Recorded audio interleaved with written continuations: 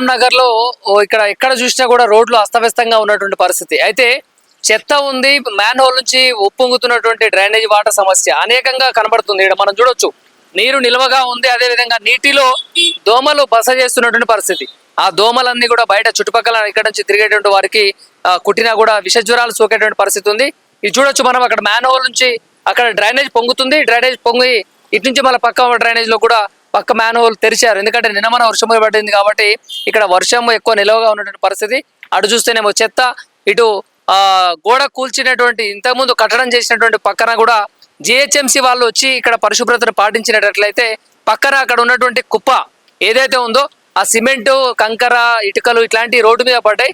బండి నుంచి ద్విచక్ర వాహనాల నుంచి వెళ్తున్నటువంటి వాళ్ళకి ఇబ్బందిగా మారుతున్నటువంటి చూడొచ్చు. ఆ పక్క సందులో కూడా మొత్తం చుట్టుపక్కల రోడ్డు మీదకి వచ్చేసి ఆ మొత్తము చెత్త కావచ్చు, తర్వాత కట్టుబడికి మిగిలించినటువంటి సిమెంటు, కంకర, రాళ్ళు అనేది కూడా రోడ్డు మీద పడేసినటువంటి పరిస్థితి.